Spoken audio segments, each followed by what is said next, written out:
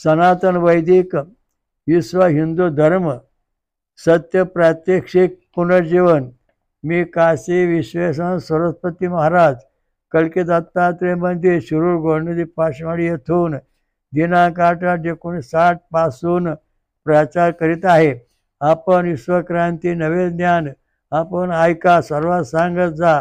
दररोज संध्याकाळी 8 ते 8:15 पर्यंत किंवा जास्त वेळ असते. अवश्य लाभ घेणे. ओम वक्रतुंड महाकाय सूर्यकोटि समप्रभ निर्विघ्नं कुरु मे देव सर्वकार्येषु सर्वदा. सर्वात उत्कृष्ट प्रगती होणे आणि सर्व जगामध्ये आपण 1 नंबरमध्ये येणे, याच्याकरता आपल्याला नेमकं काय करायला पाहिजे हा सगळ्यात मोठा प्रश्न आहे. कोणत्या देवाची भक्ती केली म्हणजे आपण 1 नंबरमध्ये येऊ? कोणत्या तत्वाचा आहार घेतलो आपण 1 मध्ये येऊ? नंतर कोणत्या मूर्तीची पूजा केल्यानंतर आपल्याला सुख शांती मिळेल? हा महत्त्वाचा मुद्दा इथं आहे. तर सांगायचा मुद्दा असा आहे की आपल्याला प्रत्यक्ष 1 नंबर जगामध्ये जो देव आहे त्याची उपासना केली पाहिजे. आणि तो देव आहे श्रीवत्सवक्षा भगवंत. ओम सहस्र शीर्षः पुरुषः सहस्राक्षः सहस्रपाद दशांगुलम. ह्या भगवंताची सेवा आपण केली पाहिजे, याची आठवण ठेवली पाहिजे. म्हणजे मग आपण आपली सर्व उच्च उन्नती प्रगती जगात 1 नंबरमध्ये होते तशी होत नाही. आणि त्या भगवंताची सेवा करायची. आपण आता जे काही निराळे वेगवेगळ्या देवांची भक्ती करतो याच्यामध्ये फक्त ओ मातु देवावंतुनो यतो विष्णू चक्रमे पृथ्व्या सप्तधाम. पृथ्वीपासून निघून ज्या भगवंताने 7 ठिकाणी देव शक्त्या निर्माण केल्या, भू भुव स्वा महाजना तमाम सत्यम, हे 7 लोक निर्माण केले. या 7 देवापैकीच गणपती, ब्रह्मदेव, विष्णू, शंकर,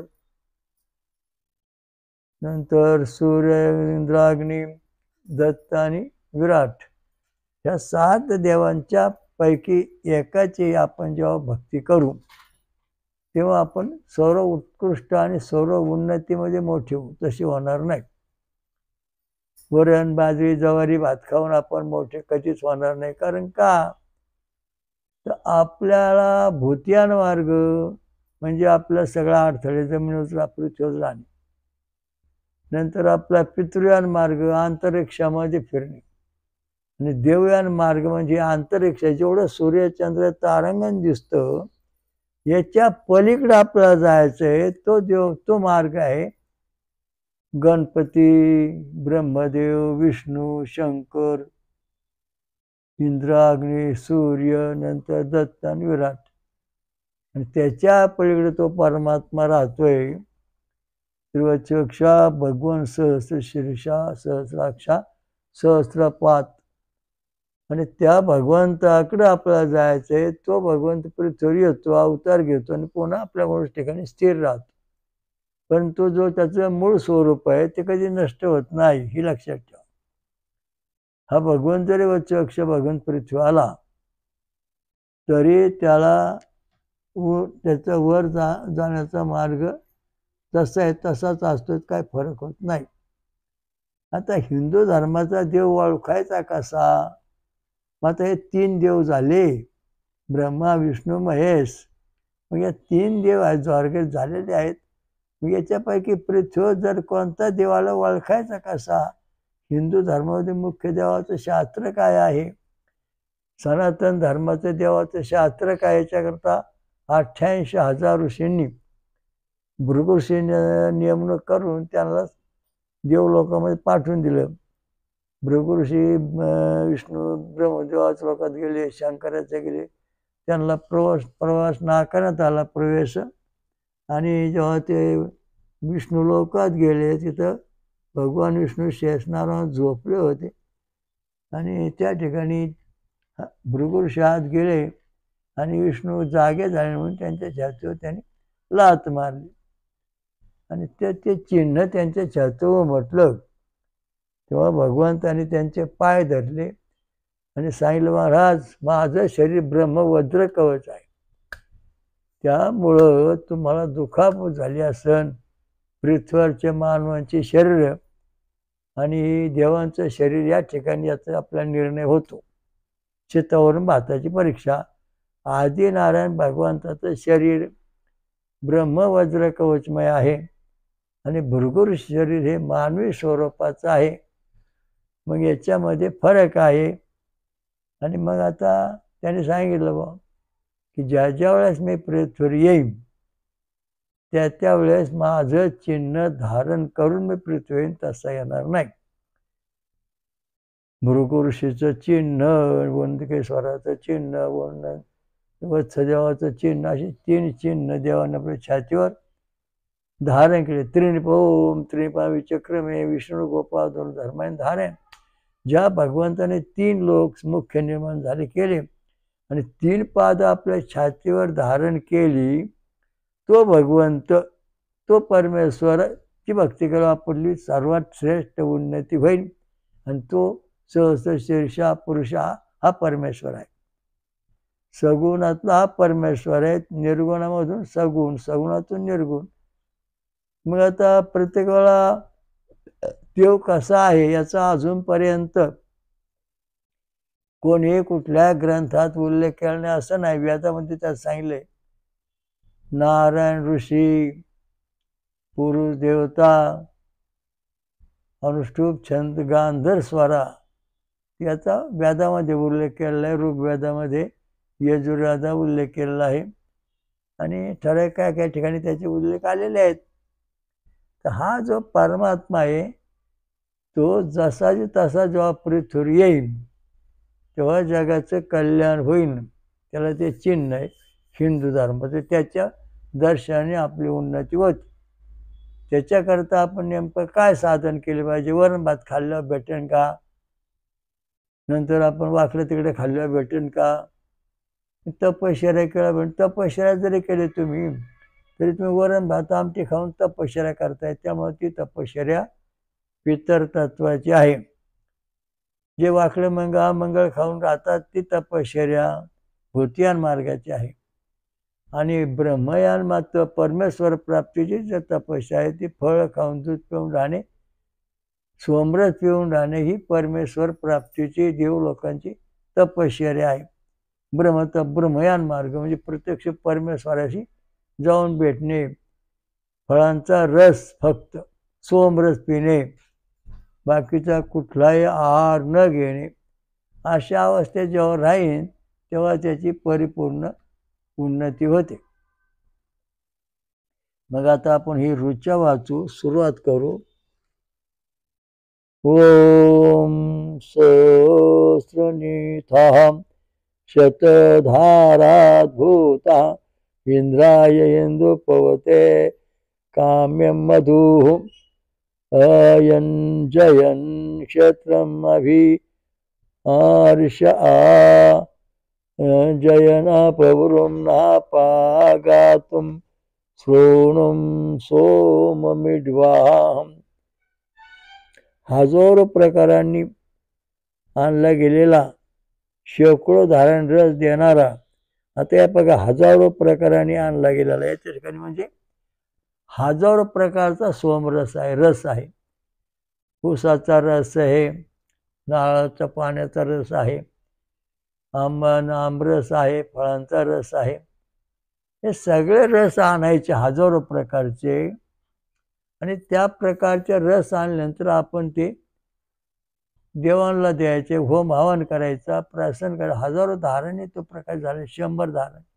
म्हणजे त्याला जसं आपण चाळणीतून पाणी सोडतो गाळतो तशा प्रकारचा चाळणीतून गाळला जातो. म्हणजे 100 धाराने प्रकाश झालेला आहे सोमरस. आता हा सोमरस जो आहे त्याच्याकरता आपण आज एक नवा प्रयोग केला. म्हणजे मशीनमध्ये बल्ब लावला आणि त्या बल्बाला किती व्होल्टेज सोमरसातून जातात, फळातून जातात, अन्नातून जातात, भाकरीतून जातात, त्याचा शोध लावला. आता व्होल्टेज म्हणजे विद्युत प्रवाह. तर सोमरसामधून विद्युत प्रवाह बाहेर पडला तेव्हा तो 10,000 किंवा 1032 अशा व्होल्टेजने तो बाहेर दिसलो. त्याने आकडे दाखवले. फळातून 1 ते 3-6 व्होल्टेज पर्यंत फळातून व्होल्टेज बाहेर पडले. आणि जे ताज्या भाकरी आहेत त्याच्यामधून 10 व्होल्टेज बाहेर पडले.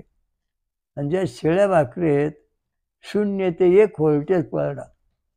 म्हणजे जे शिळं अन्न आहे, जे ताजं आहे, हा सोमरस जर ताजा तुम्ही प्यालात तर तुम्हाला तुमच्या शरीरामध्ये जी कॅलरी आहे ती 24 ते 27, 24 ते 27 असते. आपण 24 धरणार आहोत. आणि मग आता 2400 कॅलरी उष्णता जेव्हा शरीरात तयार झाली आहे त्याच्यापेक्षा कितीतरी पट, म्हणजे हे कितीतरी पट सोमरसातून कॅलरी उष्णता बाहेर पडते. उजळ प्रकाश बाहेर पडतो. व्होल्टेज म्हणजे प्रकाश. बल्बाचा जो व्होल्टेज आहे, 1 व्होल्टेज प्रवाह, 2 व्होल्टेजचा बल्ब, तशा प्रकारचा हा व्होल्टेज. आता याच्यामध्ये 1000 व्होल्टेज म्हणजे सोमरसामधून 1000 व्होल्टचा प्रकाश बाहेर पडतो. तेव्हा आपल्या शरीरात 2400 कॅलरी उष्णता असते. तर तशाच प्रकारचा आपण हिशोब जर केला तर आपल्या शरीरामधून किती कॅलरी, किती प्रकाश बाहेर पडतो, 24 लाख ते 30 लाख जवळजवळ एवढे कॅलरी प्रकाश बाहेर पडतो, उष्णता तयार होते. म्हणजे आपल्याला अनंत पटीने ही ऊर्जा आपल्याला मिळते. आणि मग प्रति सेकंद 3 लाख किलोमीटर वेगाने ऊर्जा बाहेर पडते. आता ह्या सोमरसाने आपल्याकडे ऊर्जा जी आली ती आली 24 लाख ते 30 लाखपर्यंत. आणि मग एवढी मोठी ऊर्जा तयार झाल्यानंतर आपल्याकडे मग तुम्हाला समजा काळी विद्या किंवा वाकडे तिकडे जे विद्या आहेत त्या जळून जातात, तुमच्या जवळ सुद्धा येऊ शकत नाहीत. एवढ्याचं सामर्थ्य आहे. एका दिवसात एवढी ऊर्जा आपल्याकडे राहिली. तुमच्यावर कोणी मूठ मारली, जादूटोणा केला, काय तुम्हाला फरक पडणार नाही. तुम्ही सुरक्षित राहणार आहात. सत्वरज तमगुणाच्याही पलीकडे शक्ती आलेली आहे. ही दैवी शक्ती प्रबली व्होल्टेज म्हणजे. आणि ही व्होल्टेज शक्ती जेव्हा आपल्याला पूर्ण आली तेव्हा आपण पुढं पुढं पुढं सरकत चाललो. आपली उच्च प्रगती झाली. ज्याप्रमाणे आपण बॅटरी लावली, कल्ले सरकिरण सोडले तर त्या चंद्रापर्यंत, सूर्यापर्यंत जाऊन परत येतात. तशा प्रकारचे आपल्याकडे आता सोमरसामधून पवमान सोमा ही किरणं प्रगट झालेली आहेत. आणि ती किरण आता बघा, जो स्वर्ग कुठे आहे तिथं इंद्रदेव कुठं बसलाय, ब्रह्मदेव कुठं बसलाय, शंकर भगवान कुठे आहेत, 33 कोटी देव कुठे बसल्यात, आणि तो विश्वरूप परमात्मा कुठं आहे, याचं इत्थंभूत दर्शन होतं. आणि त्यांचा आपला संवाद होऊ शकतो, तो आपला बोलू शकतो. कशामुळे? सोमरस पेल्यामुळे. आणि त्याचा व्होल्टेजचा प्रयोग आपण करून पाहिलेला आहे. आपल्याकडे बरेच मंडळी याचा अभ्यास करतात.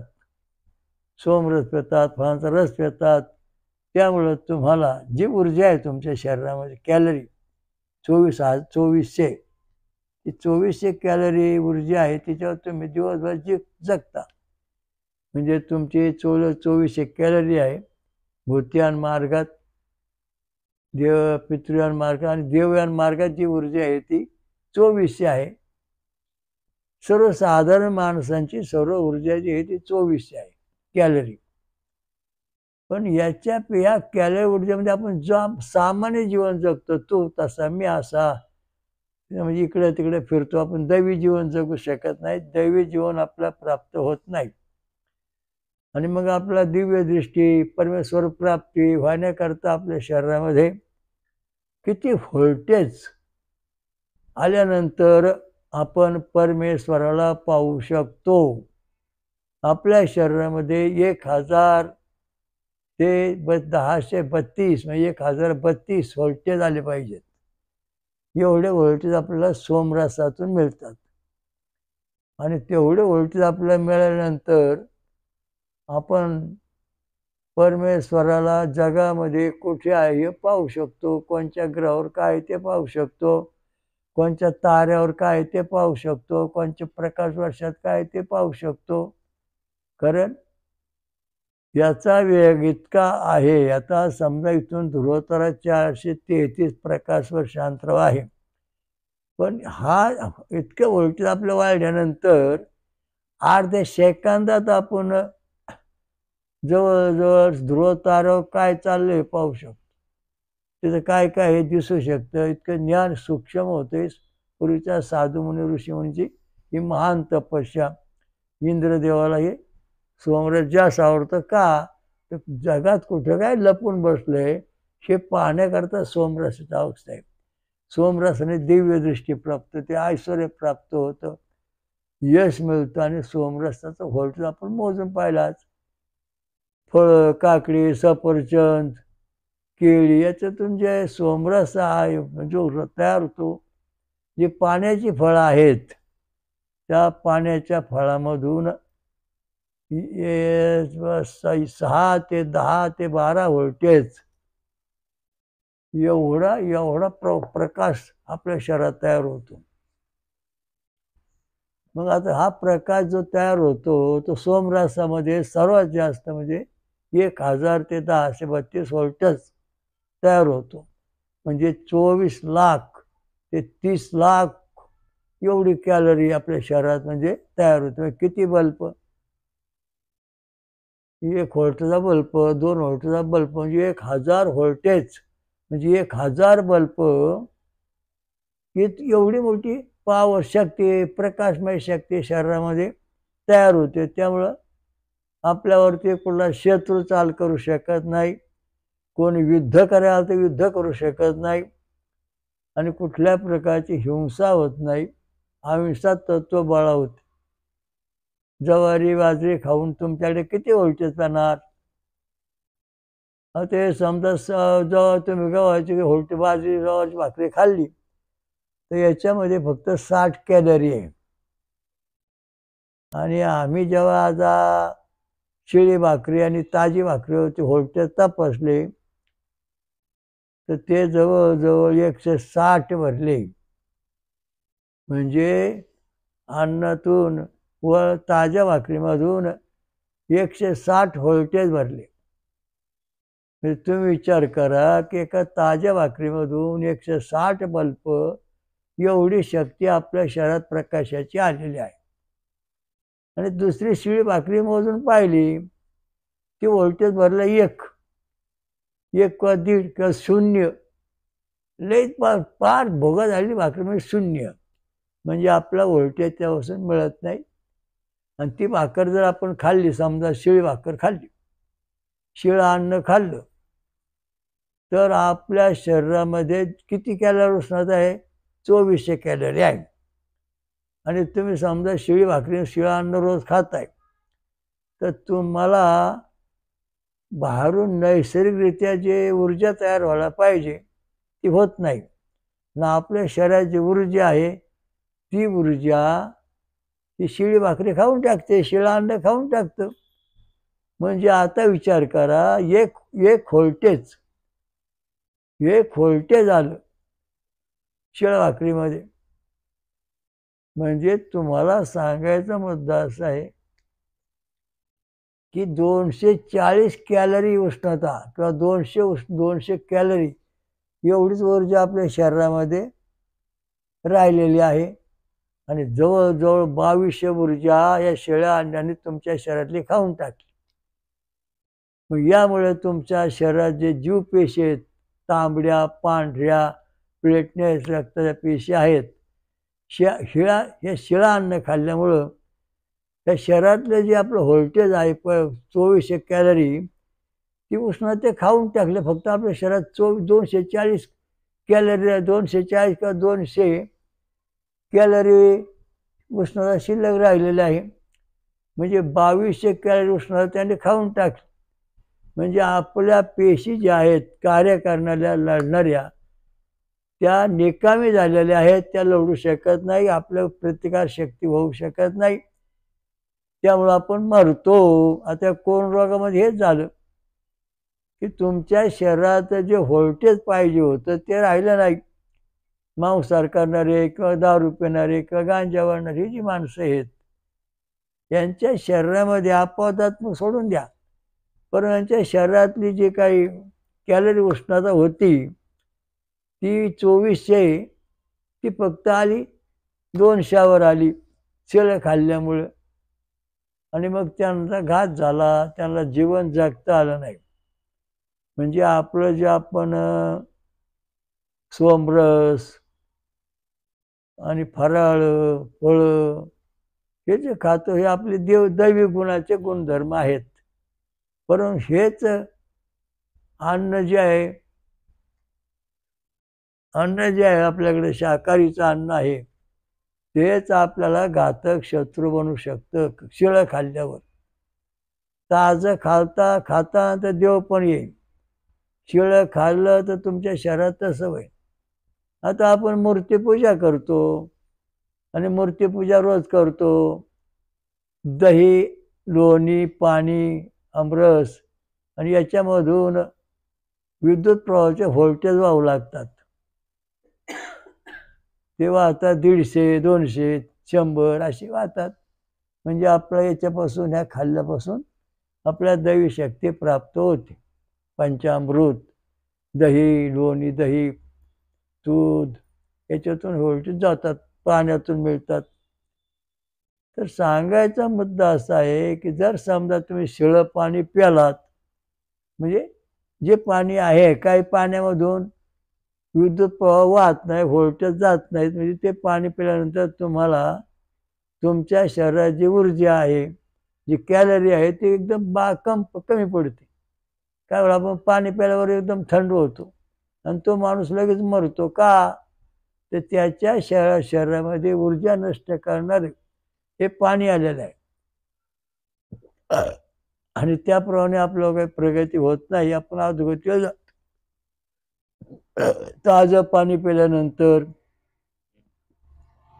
जर ज्या पाण्यामधून विद्युत प्रवाह वाहत असेल ते पाणी शरीराला योग्य आहे.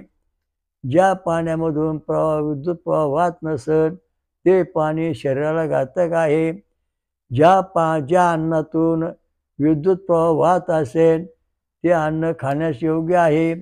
ज्या शिळ्या अन्नामधून विद्युत प्रवाह वाहत नसेल ते जीवनाला घातक आहे. त्यामुळे माणूस खलास होतो, ऊर्जा कमी होते आणि मग डॉक्टर इलाज करतो, द्या स्लाईन, तरी त्याची ऊर्जा किंवा शरीरातले घटक भरून निघत नाही. का?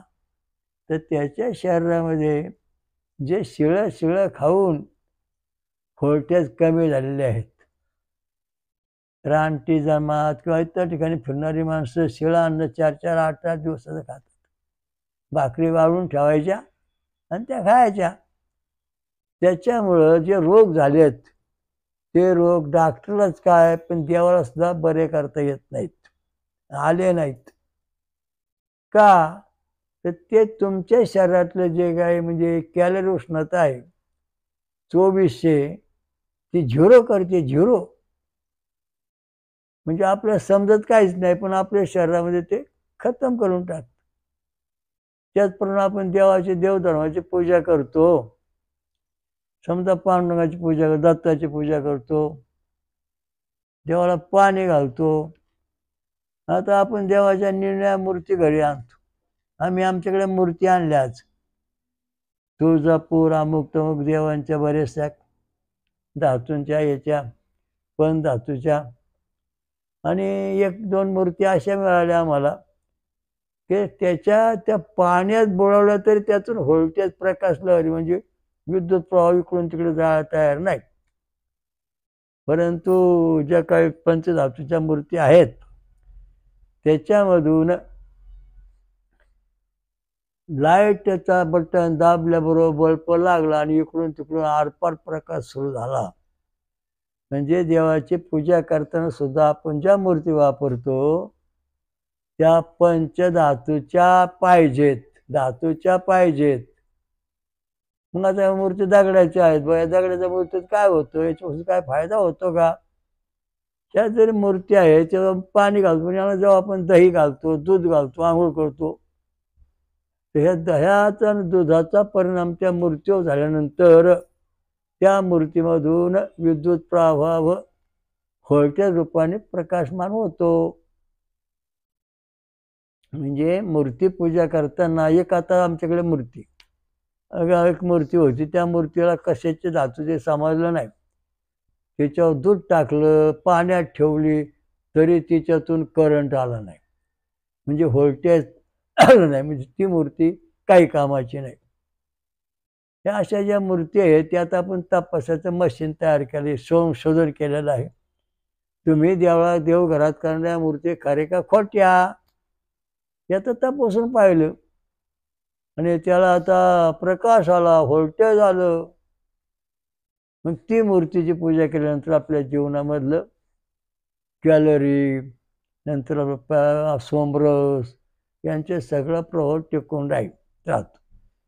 त्याच्याकरता हा शुद्ध अन्न आहे, सोमरस आहे, त्यामुळं तो आपला देव आहे, आपलं दैव उजळतोय, आपली सर्वांगीण उन्नती करतोय, प्रगती करतो आहे.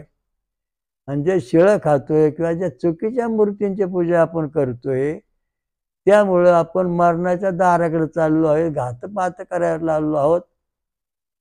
आता देवाची पूजा करणारे काही माणसं मी पाहिली, त्यांच्या मूर्ती सोन्याच्या किंवा धातूच्या अशा होत्या.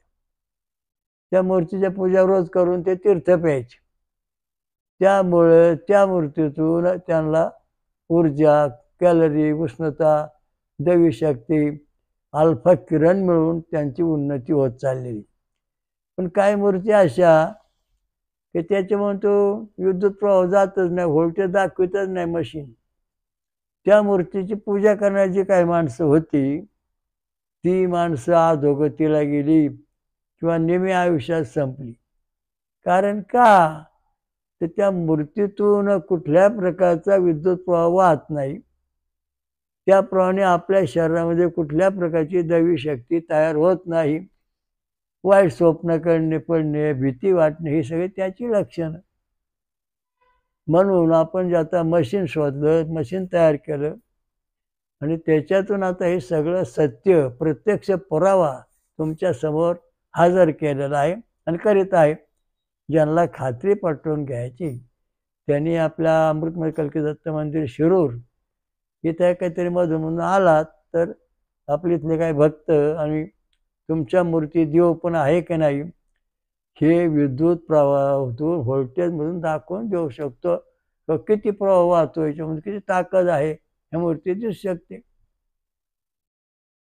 म्हणजे हिंदू धर्मातले जे देवदेवता आहेत त्या पूर्ण कसोटीला उतरले आहेत आणि त्यात पंचधातूची मूर्ती आहे, इथून व्होल्टेज बाहेर पडतो 3 ते 10,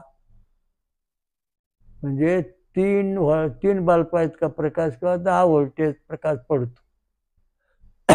इतकी शक्ती आपल्याला या मूर्तीपासून मिळते. मूर्ती पूजा वाईट का चांगली? जेव्हापर्यंत आपण पिंडीवर पाणी घालतो आणि दूध दही वाहतो तेव्हा त्यातून विद्युत प्रवाह वाहतो. ज्या वेळेस आपण नुसतं पाणी घालतो आणि ते पाणी जर खराब असेल त्यातून विद्युत प्रवाह येत नसेल तर शिवशंकराचा कोप झाल्याशिवाय राहत नाही किंवा त्या देवदेवचा कोप देवस्थानच नाही त्याच्यात. माणसाच्या शरीरामध्ये ऊर्जा आहे, ती सुद्धा चालू शकते. तर हे अन्न जे आहे शिळं अन्न, याच्यामुळं शिळा सोमरस तुम्ही प्याला तर तुम्हाला अधोगती निर्माण होईल. म्हणून हा सोमरस काढल्याबरोबर तयार केल्यानंतर लगेच सोन्याच्या भांड्यात किंवा त्या ठराविक दगडाच्या भांड्यात ठेवायचा आणि लवकरात लवकर हवन करायचं. देवाला द्यायचं आणि माणसाने पण प्यायचं म्हणजे असं. आता देवाची ऊर्जा आपली ऊर्जा किती याचं आपण आता गणित करणार आहोत. आता या ठिकाणी देव सोमरस पेतात तेव्हा त्यांच्या शरीरामध्ये 1000 ते 1032 व्होल्टेज म्हणजे 24 लाख ते 30 लाख एवढी कॅलरी म्हणजे प्रकाश तयार होतो. आणि आपल्या शरीरात वरण भात खाल्ल्यानंतर फक्त 24 कॅलरी तयार होतं. म्हणजे देवाचा आपला संबंध तुटला. देवाचा प्रकाश आपल्याला सहन होत नाही आणि आपण देवापर्यंत जाऊन पोहोचू शकत नाही, खऱ्या देवापर्यंत. इंद्र, गणपती, शंकर हे जे सगळे देवदेवता आहेत यांना भेटायचंय, मूळ परमेश्वराला भेटायचंय, तर आपल्याला सोमरस प्यायला पाहिजे. सोमरसाशिवाय गती नाही. मग सोमरस कसा प्यायचा हा प्रश्न आहे. आपण जेव्हा गायत्री मंत्र म्हणून 24 अक्षराचा, तेव्हा त्या सोमरसावरती चांगल्या प्रकारचे संस्कार झालेले आहेत. आता आपण मंत्र जपतो, मग हे मंत्र आपल्या बरोबर का चुकीचे आहेत हे सुद्धा आपण पाहू शकतो. आपला हात पाण्याने धुवायचा आणि त्या मशनीमध्ये पाणी पुढे ठेवायचा, त्यातून व्होल्टेज चालतात. 50 व्होल्टेज, 40 व्होल्टेज, 30 व्होल्टेज. तुम्ही जे मंत्र जपला, सिद्धी केलेली आहे, ती किती व्होल्टेज आहे तुमची? 10 व्होल्टेज आली, 5 व्होल्टेज, 12 व्होल्टेज असं दाखवू शकतं मशीन. तर त्या पद्धतीने आपण आता संशोधन प्रत्यक्ष पुरावा तयार केलेला आहे. त्याच्यामुळे अंधश्रद्धा किंवा कुठल्या गोष्टीचा काही तपास नाही लागत नाही. तर त्या ज्या काही मूर्ती आहेत काही, त्याच्यातून विद्युत प्रवाह आरपार जात नाही. जे काही खराब पाणी आहे त्याच्यातून विद्युत प्रवाह जात नाही. आणि अशा वस्तू तुम्ही जर पाळल्या तर तुम्हाला दुःख शिवाय दुसरा पर्याय नाही. आणि कायम दुखणं, कायम सुख कधी मिळणार नाही. म्हणून सोमरस प्यायला पाहिजे. आणि त्याचं आपण असं प्रत्यक्ष आज करून पाहिलेलं आहे. आणि भाविक मंडळी बरीच हजर होती, त्यांनी पाहिलेलं आहे. हा जो सोमरस आहे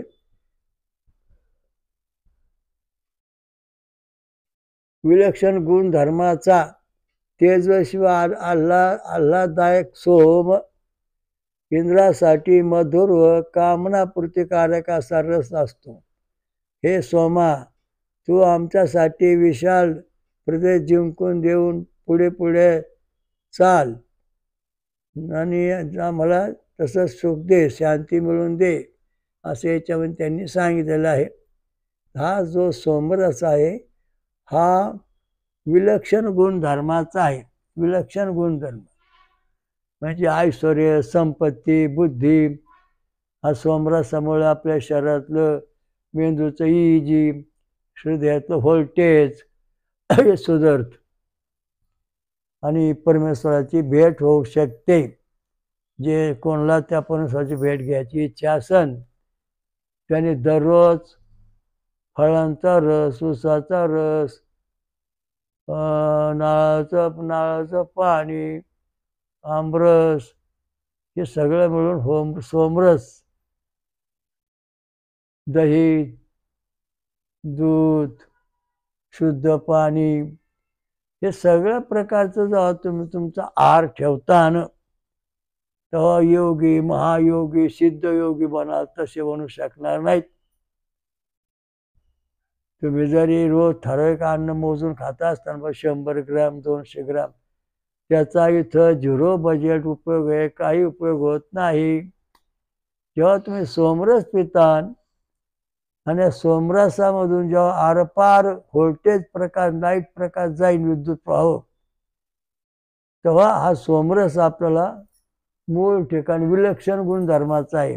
म्हणजे याच्यामध्ये असे काय गुणधर्म तयार होतील, रिद्धी, सिद्धी, ऐश्वर्य हे सगळं प्राप्त होणार आहे. आणि ते प्राप्त होण्याकरता आपल्याला ताजा सोमरस प्यायचा. आता तुम्हाला ऊस प्यायचा, ऊसा रस प्यायचा आहे आणि तुम्ही ऊसा गोऱ्याला गेल्यानंतर तो ताजा रस प्याला तर तुमच्या शरीरामध्ये विद्युत प्रवाह वाहू लागेल. पण तो ऊसाचा रस जर तासभर तुम्ही ठेवून प्यालात तर तो निगेटिव्ह बनणार. म्हणजे त्याच्यातून प्रवाह कमी दर्जाचा निर्माण होतो. 1000 ते 1032 जे व्होल्टेज प्रवाह ऊसाच्या रसातून वाहतो किंवा फळांचा रस काही ठराविक सोमरसातून वाहतो, तो फक्त 10 नंतर 3 व्होल्टेजवर येतो, म्हणजे आपली अधोगती झाली. तसं आपण जे शिळं खाल्लं की आपल्या अधोगती होणार. उदाहरणार्थ भातामध्ये 250 ते 300 कॅलरी उष्णता असते. पण भातातून जर आपण व्होल्टेज पाहिला तर काही वेळा जातो, काही वेळा जातच नाही. त्यामुळं त्या कॅलरीचा सुद्धा आपला उपयोग होत नाही, कारण आपलं मुख्य सूत्र असं आहे की विद्युत प्रवाह जो आहे तो आरपार गेला पाहिजे, आणि तो आरपार गेल्यानंतरच त्याच्यापासून आपल्याला सुख, शांती, समाधान मिळतं. तर आजचा विषय असा आहे, सर्वांगीण उन्नती, प्रगती झाली पाहिजे. सर्व उच्च प्रगती आपला विषय. आता सर्व उच्च प्रगती आजचं आपलं जवळजवळ 102 प्रवचन आहे, आणि त्याच्याकरता हे विशेष प्रकारचं ज्ञान सांगण्यात आलेलं आहे. प्रत्यक्ष प्रमाण आपण मशीन आता आपल्या तिथं बसवलेले आहे, आणि त्याच्या काही काही भाविकांना अनुभव पण आणून दिलेला आहे. तुळजापूरची पंचमहामूर्ती देवी पंचधातूची, मग गणपती दत्त हे पंचधातूच्या मूर्ती आहेत. त्याच्यामधून 3 ते 6 व्होल्टेज विद्युत प्रवाह व्हायला, म्हणजे त्यातून प्रकाश पडला बल्बामध्ये. त्या दृष्टीने आपले हे सुखरूप आहेत. गणपती दत्त शंकर सगळ्या मूर्ती ज्या असतील पंचधातूच्या, त्यातून हे सगळा प्रकार बाहेर पडतो. आणि मग त्याच मूर्तीचा आपण तीर्थ पेल्यानंतर आपल्या शरीरामध्ये अल्फा किरण तयार होतात. पवमान स्वमा हा प्रकाश आपल्याकडे आला पाहिजे, आणि पवमान स्वमा प्रकाश येईल तेव्हा पृथ्वी, अंतरिक्ष, स्वर्ग आणि नको तिथे विशिष्ट गुणधर्माप्रमाणे विलक्षण गुणधर्माचा हा सोमरस आहे. त्याचं प्राशन इंद्रदेव करतात. इंद्रदेवाच्या जवळ असणारे 33 कोटी देव करतात, आणि त्याच्यातून जे शिल्लक राहील ते मानवाला दिलं जातं. ऋषीमुनी साधू संत प्यायचे, त्यामुळे एवढे मोठे ऋषीमुनी झाले. सोमरस तुम्ही पेल्यानंतर परमेश्वराच्या राज्यात स्वर्गात काय काय चाललंय, ते आपल्याला काय संदेश पाठवतात, ते सुद्धा संदेश आपल्या येऊ शकतात. आपले संदेश तिकडे जाऊ शकतात. याला पुरावा काय? याला पुरावा अर्जुन, भगवान कृष्ण आणि अर्जुन हे दोघं जण इतके हुशार होते. दररोज दही खायचे, फळांचा रोज प्यायचे, सोमरस प्यायचे. तो अर्जुनाला प्रश्न पडला की आता स्वर्गात पत्र पाठवायचं आहे. मग अर्जुन धनुष्यबाणाला पत्र लिहिलं बाणाला, आणि धनुष्य ओढून सोडला. सोमरस पेत असल्यामुळं हा धनुष्य त्यांचा ते लिखाण पत्र सगळं इंद्र दरबारात जाऊन पोचलं, आणि तिथं वाचल्यानंतर त्या देवाने पुन्हा त्याचं उत्तर अर्जुनाला पाठवून दिलं. असं उत्तर, असं शास्त्र हे खरं आहे.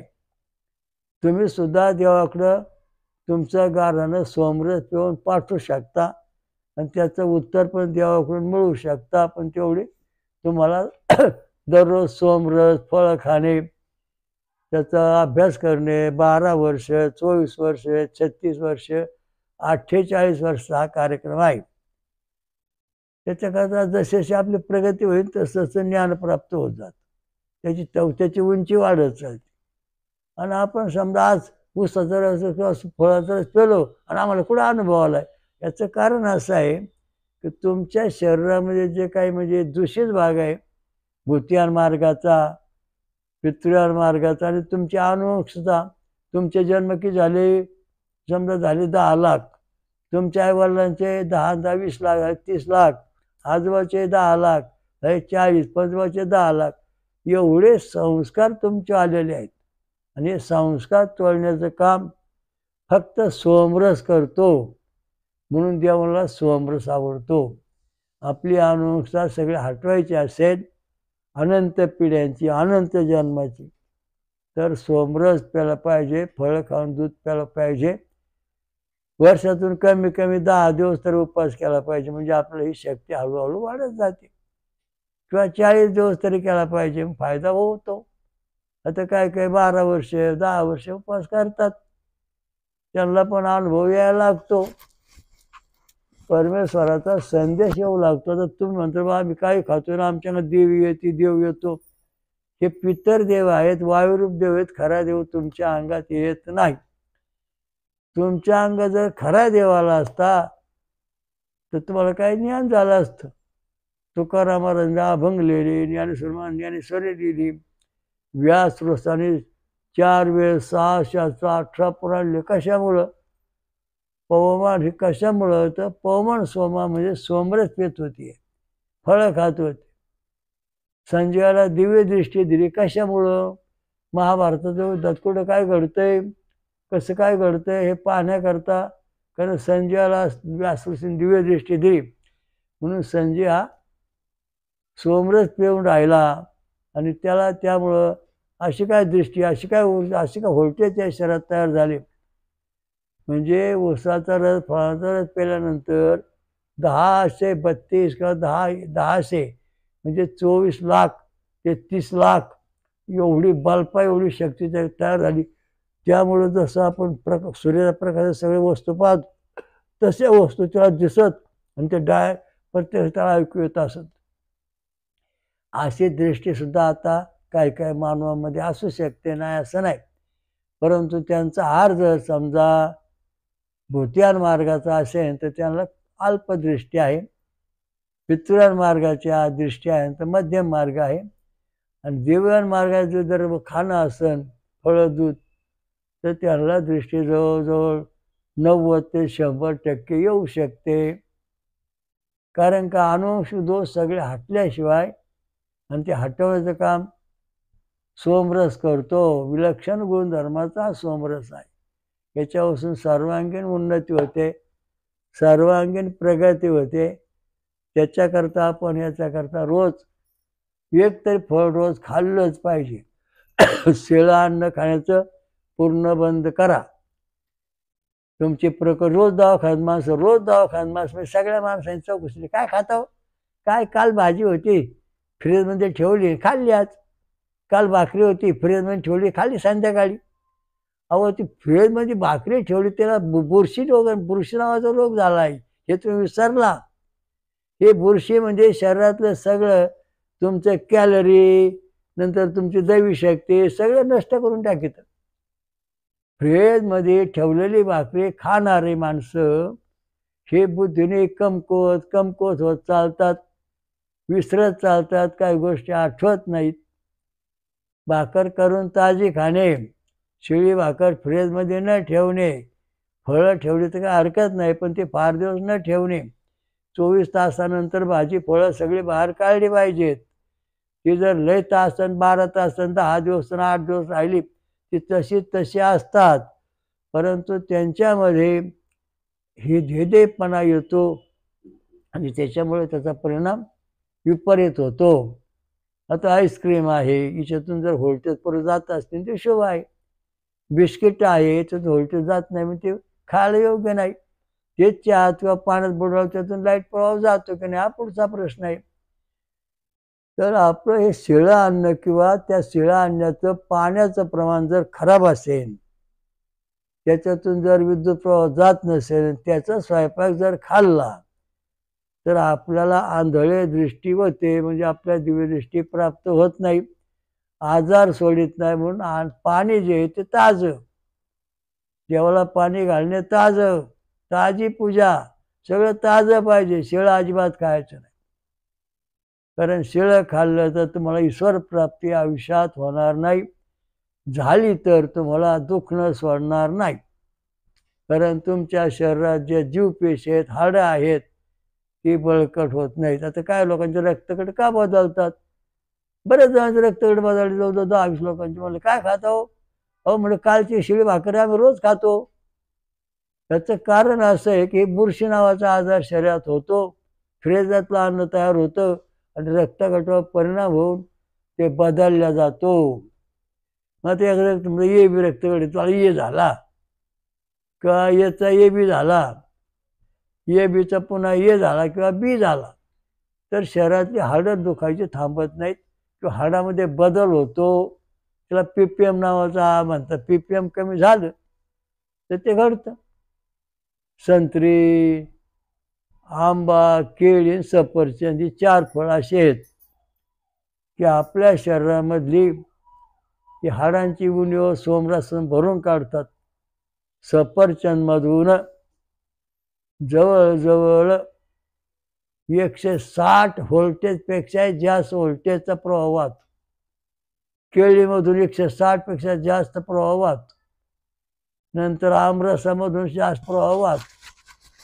केळी, आंबा, केळी, सफरचंद, नारंग, संत्री यांच्या पाण्यातून किंवा यांच्या रसातून विद्युत प्रवाह वाहू शकतो. म्हणजे खरोखर याच्यामध्ये कसा चमत्कार आहे बघा सोमरसाचा. सोमरस अद्भुत चमत्कार म्हणजे आपली कुजलेली हाडं बरी होतात. आता एका व्यक्तीचे 10 का 12 मणके पाठीचे सळले, ते काय बरे होईनात, पण त्यांना सांगितलं दही खा, नंतर ही 4-5 फळं याच्यातलं खा. त्यांनी ते सुरू केल्यानंतर 6 महिन्यांनी ती हाडं जशी तशी तयार झाली. डॉक्टरकडे नेऊन तपासली. डॉक्टर म्हणले, महाराज आता ही हाडं वाढायला जास्त वाढू नका, काय तर असेच खाऊन द्या, राहू द्या म्हणे. त्याचं कारण आहे कशामुळे वाढलं, शरीरातली हाडं कशाने वाढली, शरीरातले आजार बरे कशाने झाले, याचं आम्ही संशोधन करायला सुरुवात केली. की हा सफरचंद याला मशनीमध्ये म्हणजे लाईट तपासलं आणि मग लाईट लावल्यानंतर त्याच्या शरीरातून व्होल्टेज बाहेर पडली. 160, केळीतून 160, सफरचंद 160, 200, 1000 आणि सगळ्यात जास्त त्या सगळ्या रसातून ऊसाच्या रसातून 1000 किंवा 1032, 1040 असे व्होल्टेज बाहेर पडले. म्हणजे इतका मोठा प्रकाश प्रवाह पडला. त्यामुळं गायत्री मंत्र आणि छंद हे समतोल वाढले आणि शरीराची रचना व्यवस्थित परत तयार झाली. म्हणजे जुनं शरीर नवं तयार होण्याचं काम सोमरस करतो. म्हणून दररोज एक काकडी खाणे महत्त्वाचा मुद्दा आहे. काकडीमधून सर्वात जास्त पॉझिटिव्ह निगेटिव्ह तयार होतं. कारण बाकीच्या फळातून एक निर्माण झालं, पण काकडीमध्ये जे मशीन लावलं त्या पॉझिटिव्ह निगेटिव्ह म्हणजे अर्थिंग, पॉझिटिव्ह आणि अर्थिंग आली, तर त्याच्यातून ते करंट बिल बरोबर दाखवण्यात आलं. म्हणजे काकडीमध्ये पॉझिटिव्ह निगेटिव्ह म्हणजे अगदी परिपूर्ण विकसित अवस्था आहे. म्हणून ओम त्र्यंबकम यजामहे सुगंधिं पुष्टिवर्धनम उर्वारुकमिव अमृतात असं सांगितलेलं आहे. संजीवनी महामृत्युंजयात काकडी आहे. ही काकडी पक्की झाल्यानंतर ती वेलापासून वेगळी होते ऑटोमॅटिक.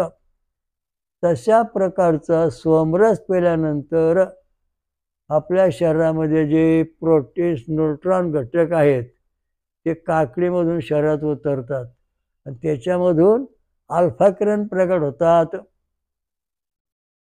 तर अल्फा किरण प्रगट होण्याकरता आपल्या शरीरात जस्त असावं लागतं. लोह, जस्त आणि तांबे हे 3 घटक महत्त्वाचे.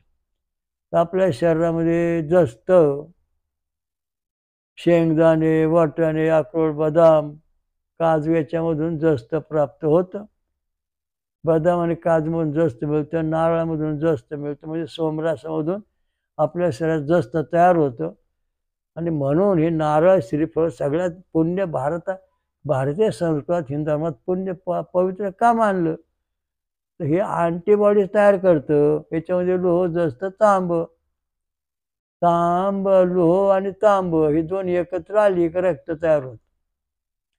रक्त तयार झालं की जस्त आहे, जस्त आलं की त्यातून अल्फा किरण म्हणजे सोमा किरण तयार होतात. आणि ते किरण तयार झाले की आपल्या शरीरामध्ये दिव्य शक्ती प्राप्त होते. म्हणजे आपल्या शरीरामध्ये अणुबॉम्बचे गॅमा आणि बॅटा किरण येत नाही. याला पुरावा काय?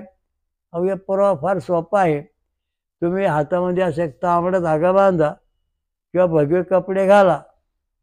ज्या वेळेस तुमचे भगवे कपडे पांढरे पडतील त्यावेळेस तुमच्या शरीरामध्ये हे जे व्होल्टेज आहेत ते कमी झालेले आहेत आणि गॅमा आणि बॅटा किरणाने तुमच्या शरीरावर हल्ला केलेला आहे. कारण ते पांढरे पडले, धागा हातातला पांढरा पडला, त्यामुळं झाले. अणुबॉम्बच्या भट्टीमध्ये काम करणारी माणसं आहेत, त्यांच्या इथे पट्टी असते एक, ते रोज तपासतात किती टक्के तांबडा रंग कमी झाला. मग ते जर समजा 50% पण कमी झाला तर त्याला तिथून बदली करून तो सामावून ठेवला जातो. तशा प्रकारे देवळावर झेंडे आहेत, भगवे झेंडे. आपल्या धर्मामध्ये, हिंदू धर्माचे झेंडे भगवे. हे जर भगवे झेंडे पांढरे पडायला लागले तर गाव सोडायचं, लगेच हुकूम गाव सोडा. पुजारी सांगतात गावाच्या बाहेर चला, कारण गावावर काहीतरी संकट येणार आहे. त्यावेळेस गावाच्या एरियामध्ये गेमा आणि बॅटॅक अणुबॉम्बचे पसरलेले आहेत.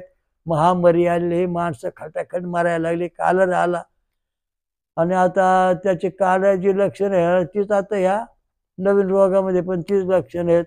तिसरा कोरोनामध्ये, नंतर तुमच्या बॅक्टेरिया, नंतर कौल किंवा अशी अनेक नावं आहेत. मांस भक्षक विषाणू. तर हा मांस भक्षक विषाणू जो आहे तो आपल्या शरीरामध्ये सोमरस पेल्यानंतर कधी येणार नाही, कारण सोमरस पेल्यानंतर आपल्या शरीरामध्ये प्रतिकारशक्ती तयार होते. आणि गॅमा आणि बॅटा किरण जे आहे ते मांस भक्षक जो डास आहे, डासाच्या जंतू आहेत, त्याच्यामध्ये मांस भक्षक आहेत. मांस भक्षण म्हणजे पेशी मारणारे. आता मागच्या पेशीच मेल्या ना कोरोनामध्ये. तर हा मांस भक्षक जो व्हायरस आहे, तिसरा व्हायरस सगळ्या जगात खराब, तो मानवाला जीवन ठेवणार नाही. फक्त हाडं राहता तर मांस सगळं खातो, कारण इतक्या प्रकारचा त्याच्यामध्ये गॅमा आणि बॅटा करण्याच्या लहरी आहेत की तुमचा हा मांस राहतच नाही त्या किड्यांच्या मध्ये. त्यामुळे ते पटापट तेच खातात. मग याच्यापासून बचाव होण्याकरता दररोज सफरचंद, संत्री, मोसंबी, नारंगी, काकडी, केळी, सोसाचा रस, फळांचा रस, साबुदाण्याची खीर, याच्यावर काहीतरी तुम्ही रोज घेतलंच पाहिजे.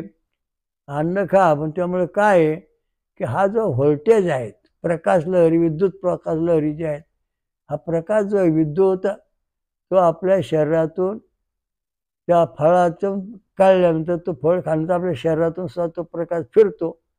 आणि त्यामुळं हा जो मांस भक्षक व्हायरस आलेला आहे त्याचा 100% बंदोबस्त होतो.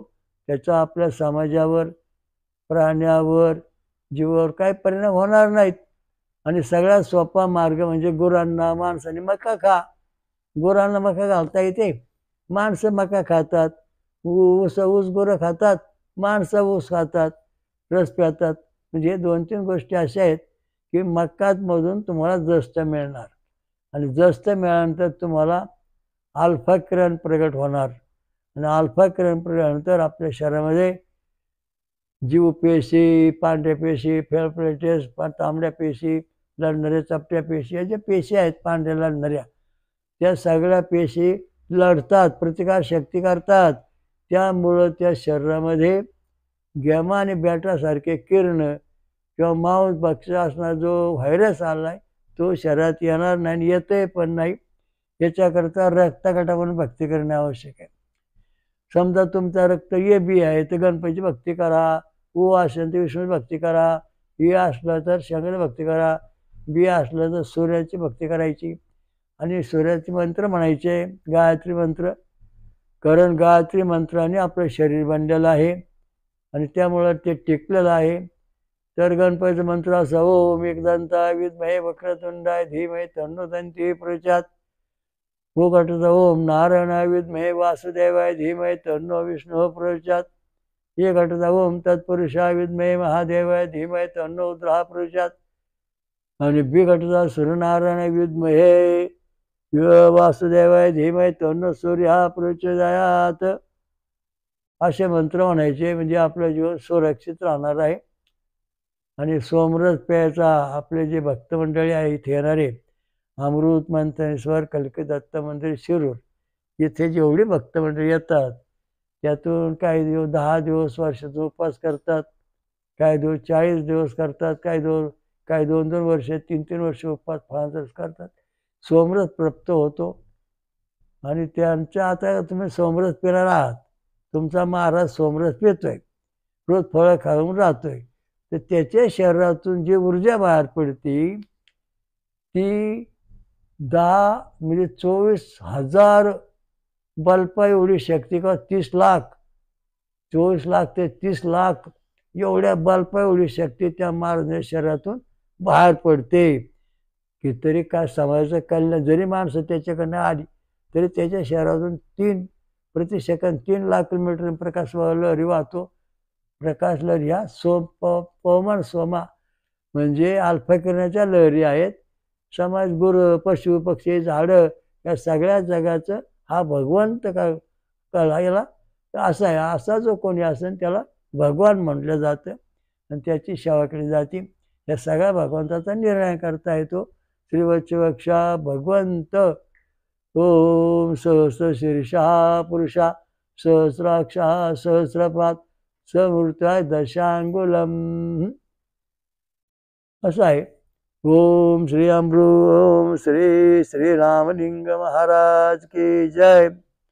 हयग्रीव गोनदी गंगा माता की जय. सर्व जगाचा नियंत्रण करता श्रीवत्सवक्षा भगवंत ओम सहस्र शीर्षा पुरुषा सहस्राक्षपात समृत्या दशांगुलम स्वयंभू विश्वराजा श्रीरामकृष्ण महाराज की जय.